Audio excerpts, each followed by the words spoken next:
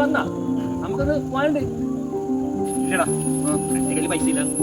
അതൊന്നും പറഞ്ഞാ പറ്റില്ല. ഇന്ന് നീ കൊണ്ടോണ്ടത്. അതെന്നെടാ ഞാൻ കൊണ്ടോണ്ടത്. നീ കയ്യിൽ പൈസ വേണ്ടേ? ആ ഞാൻ കൊണ്ടു. എന്റെ പൈസ ചെലവ് ആര് വരുന്നു നോക്ക്. ആര്? മാഷി. മാഷേ എന്താ മാഷ് ഇങ്ങോട്ട് എവിടെ പോയേ? കൊറേ ആയല്ലോ കാണാല്ലേ.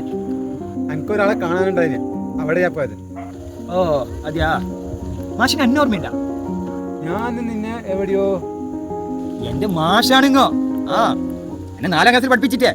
പ്രസാദ്, അതേ മാഷേ, നൗഷാദ്. നിന്നെ അത്ര പെട്ടെന്ന് മറക്കാൻ പറ്റോ? ഓൻ കാരണം നീ അവളെ കെട്ടണമെന്ന്. ഇവിടെ നിന്നാലേ ഓളെ പറ്റിയല്ലേ ചോദിക്കും. നീ ഞാൻ പോവാലോ.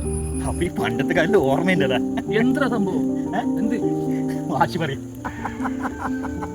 മാഷ് ഇങ്ങനെ ചിരിക്കുന്നേ. മാഷ് വാ. നിന്റെ പേര് പറയുമ്പോ പണ്ടത്തെ കാര്യം ഓർത്തേടാ. പണ്ടത്തെ കാര്യ അതെന്ത് മാഷേ? പണ്ട് നിന്നെ ഞാൻ 4ാം ക്ലാസ് പഠിപ്പിക്കുമ്പോ എനിക്ക് ഒരു കത്ത് തന്നിട്ടേ. ഓളാണ് എന്റെ ഭാര്യ.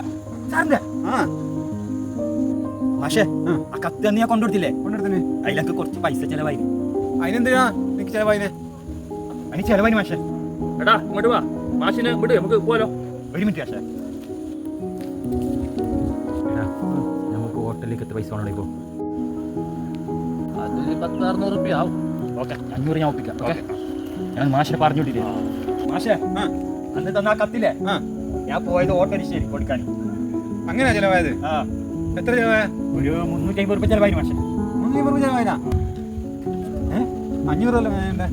അത് തന്നൊരു മാഷേ. നിങ്ങൾക്കൊരു കുടുംബജനാക്കി തന്നിട്ട് അപ്പൊ ഇത് ഞാൻ എടുത്തോളാം. ഓക്കെ, ഓളെ കെട്ടിയ പാടെ എന്നെ കഷ്ടക്കാലം തുടങ്ങി. ഇപ്പൊ 500 രൂപ ഇല്ലേ? കിട്ടിയില്ലേ? എടാ എന്തിനാ ഇങ്ങനെ? ഓളെ കഥ ഓരോട് പറയാൻ പറ്റോ?